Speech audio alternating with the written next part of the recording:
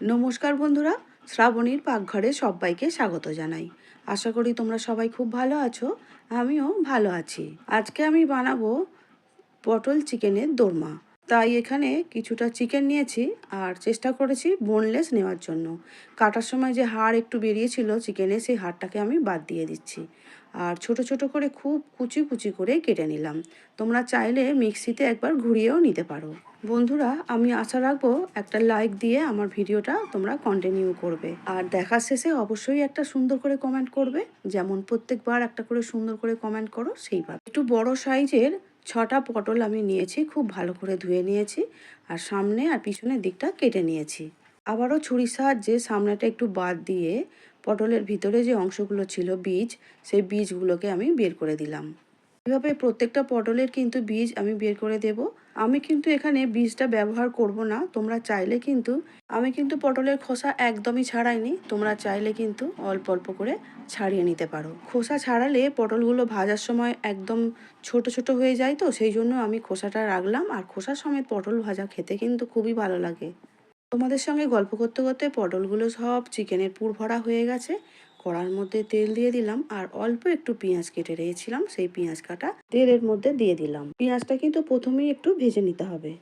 এখন কিন্তু পেঁয়াজটা ভাজা ভাজা মতো হয়ে এসেছে, সেই সময় দিয়ে দেব অল্প অল্প করে আদা বাটা আর রসুন বাটা। পটল যদি বেশি হয়, মানে আমি 6টা নিয়েছি, তুমি যদি 12টা নাও তাহলে কিন্তু হাফ চামচ আদা বাটা, হাফ চামচ রসুন বাটা দেবে। আর যেহেতু আমি 6টা নিয়েছি, সেই জন্য হাফ চামচেরও কম কম আদা রসুন এখানে দিয়েছি। আদা রসুন পেঁয়াজটা একটু ভাজা ভাজা হয়ে যেতেই ছোট ছোট করে কুচি কুচি করে চিকেন কেটে রেখেছিলাম, সেই চিকেনের কুচিগুলো দিয়ে দিলাম। আদা রসুন পেঁয়াজের সঙ্গে মিশিয়ে নিয়ে খুব ভালো করে এবারে ভেজে নিতে হবে। দিয়ে দিচ্ছি অল্প অল্প করে লঙ্কা গুঁড়ো আর হলুদ গুঁড়ো। আবারও সব কিছু একসঙ্গে খুব ভালো করে কষে নিতে হবে। যেভাবে আর কি মাংস কষা হয়, যেমন রান্না করার সময়, সেইভাবেই কিন্তু এই চিকেনগুলো কষে নিলাম। এখন দিয়ে দিলাম অল্প একটু কসুরি মেথি। কসুরি মেথি দেওয়ার পরে আবারও একটু নাড়াচাড়া করে নিচ্ছি। পুর ভরার জন্য চিকেন কিন্তু আমাদের একদম রেডি হয়ে গেছে। এবার একটা বোলের মধ্যে তুলে নিচ্ছি। এবারে এই চিকেনটা একটু ঠান্ডা করে নেব, তারপরে পটলের মধ্যে চিকেনের পুরগুলো ভরে নেব। সেই জন্য যে পটলগুলো আমি মাঝখানগুলো বীজগুলোকে বের করে দিয়েছিলাম, সেই পটলগুলো একটা প্লেটের মধ্যে তুলে নিচ্ছি। এবারে চামচের সাহায্যে পটলের মধ্যে চিকেনের টুকরোগুলোকে চেপে চেপে ঢুকিয়ে দিচ্ছি আর চামচের পিছন দিক দিয়ে একটু ঠেলে বেশি করে পুরটা যাতে যায় সেই জন্য ভরে দিচ্ছি। মুখের সামনেটা কিন্তু একটু ফাঁকাই রেখে দিতে হবে। প্রত্যেকটা পটলে একইভাবে আমি পুর ভরে নিচ্ছি, দেখতেই পাচ্ছ। কাছের কিংবা দূরে, দেশ বা দেশের বাইরে যেই বন্ধুরা এই মুহূর্তে ইউটিউব চ্যানেল থেকে আমার ভিডিও দেখছো, প্লিজ সাবস্ক্রাইব করে শ্রাবণীর পাকঘর চ্যানেলটির সঙ্গে থেকে যাওয়ার অনুরোধ রইল। পাশে থাকা বেল আইকনটা অবশ্যই প্রেস করে দিও, তাতে যখনই নিত্য নতুন রান্না আমি ছাড়বো সবার আগে তোমাদের কাছেই পৌঁছে যাবে। প্রত্যেকটা পটলের পুর সমানভাবে আমি ভরে ফেলেছি, দেখতেই পাচ্ছ। এবারে কড়া বসিয়ে দিয়েছি। কড়ার মধ্যে 4-5 চামচের মতো একটু তেল দিয়ে দেব। আমি রেসিপিটা সর্ষের তেলেই করছি। তোমরা চাইলে রেসিপিটা সাদা তেলেও করে নিতে পারো, আর সর্ষের তেলে স্বাদ বেশি হয় বলে আমি সর্ষের তেলেই বানাচ্ছি।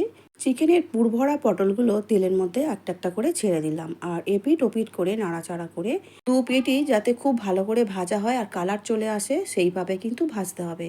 আর তোমরা সবাই জানো, যে কোনো পটলের রেসিপি করতে গেলে পটলটা যদি একটু সুন্দর করে ভাজা হয়ে যায়, তার গন্ধটাও আলাদা হয়ে যায়, খেতেও অনেক ভালো হয়ে যায়। পটলগুলো ভালো করে ভাজা হয়ে গেছে, এবার একটা প্লেটের মধ্যে আমি একটা একটা করে তুলে নিচ্ছি। দেখতেই পাচ্ছ প্রত্যেকটার গায়ে কিন্তু কালার চলে এসেছে। এই অবস্থায় কিন্তু নামিয়ে নিলাম। আর পটল ভাজার পরে যে তেলটা অবশিষ্ট ছিল, সেই তেলের মধ্যে একটা বড় সাইজের পেঁয়াজকে ভালো করে পেস্ট করে রেখেছিলাম, সেই পেঁয়াজের পেস্টটা তেলের মধ্যে খুব ভালো করে মিশিয়ে নিলাম। আর দিয়ে দিচ্ছি সামান্য রসুন বাটা আর আদা বাটা। দেখতেই পাচ্ছ আমি কতটা অল্প অল্প করে দিয়েছি।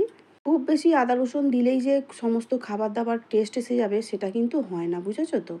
এবারে অল্প অল্প করে জিরে গুঁড়ো আর ধনে গুঁড়ো দিয়ে দিলাম, দিয়ে আবারও খুব ভালো করে একটু মিশিয়ে নিচ্ছি। আদা রসুন পেঁয়াজ জিরে ধনের সঙ্গে ভালো করে বেশ ভাজা হয়ে গেছে। এই সময় দিয়ে দেব অল্প অল্প করে আবারও লঙ্কা আর হলুদ গুঁড়ো। এগুলো কষে নেবার পরে একটা বড় সাইজের টমেটো আমি একটু পেস্ট করে রেখেছিলাম, সেই টমেটো পেস্ট 3 থেকে 4 চামচের মতো আমি এখানে দিয়ে দিচ্ছি। টমেটো পেস্ট দেওয়ার পরে আবারও খুব ভালো করে মিশিয়ে নিচ্ছি। আদা রসুন পেঁয়াজের সঙ্গে টমেটো খুব ভালো করে কিন্তু ভেজে নিতে হবে, না হলে এই টেস্টটা কিন্তু ভালো আসবে না, টমেটোর একটা গন্ধ থেকে যাবে। আর দেখতেই পাচ্ছ তেল ছেড়ে বেরিয়ে এসেছে। আমার ভাজাটা কিন্তু খুব ভালো করেই হয়ে গিয়েছিল। এবারে পরিমাণ অনুযায়ী জল এখানে আমি দিয়ে দিলাম। জল দেওয়ার পরে ঝোলটা কিন্তু আমি 1 মিনিট খুব ভালো করে ফুটিয়ে নিয়েছি। ফুটিয়ে নেবার পরে চিকেনের পুর ভরা ভেজে রাখা পটলগুলো একটা একটা করে ঝোলের মধ্যে দিয়ে দিলাম। আমি যে জলটা দিয়েছি এই জলটা এতটা তো রাখবো না, জলটা কমতেও থাকবে আর পটলগুলো সুসিদ্ধ হতেও থাকবে। আর এই রেসিপিটা করার সময় আমি কিন্তু এখানে নুন দিইনি, ঠিক আছে? এবারে কিন্তু আমি নুনটা দিয়ে দেব, কারণ নুনটা আমার আগেই দেওয়া উচিত ছিল যখন মশলা কষলাম তখনই, সেই সময়টা দেওয়া হয়নি। আমি সব শেষে নুনটা দিলাম, দিয়ে আবারও খুব ভালো করে নাড়াচাড়া করে নিয়ে মিশিয়ে নিচ্ছি, যাতে গ্রেভির সঙ্গে নুনটাও খুব ভালো করে অ্যাবজর্ব হয়ে যায়। আবারও 2-1 মিনিট খুব ভালো করে ফুটিয়ে নিয়েছি। এবারে দিয়ে দিচ্ছি অল্প করে আবারও একটু কাসুরি মেথি। কাসুরি মেথি আমার খুব ভালো লাগে সেন্টটা, সেই জন্য আমি দিলাম। তোমরা এখানে চাইলে গরম মশলার গুঁড়ো দিতে পারো, কিন্তু আমি গরম মশলার গুঁড়ো দিয়ে সমস্ত খাবারের স্বাদটা আমি ঢাকতে চাইনি। কাসুরি মেথি দেওয়ার পরে খেতে কতটা ভালো হয় আমি সেটা দেখার জন্যই কিন্তু গরম মশলাটা দিলাম না, শুধু কাসুরি মেথি দিয়ে দিলাম। রেডি হয়ে গেছে, এবার একটা প্লেটের মধ্যে তুলে নিচ্ছি। এখন কিন্তু পটল দিয়ে চিকেনের দোরমা কিন্তু আমাদের একদম রেডি হয়ে গেছে। আর একটা সার্ভিং প্লেটের মধ্যে তুলেও নিয়েছি। দেখো তো, দেখে কমেন্টে বলো তো কেমন রান্নাটা হয়েছে। আর খেতে কিন্তু অপূর্ব হয়েছিল। আজ তাহলে আসছি, সবাই খুব ভালো থাকবে, সুস্থ থাকবে। ভিডিওটা দেখার জন্য ধন্যবাদ।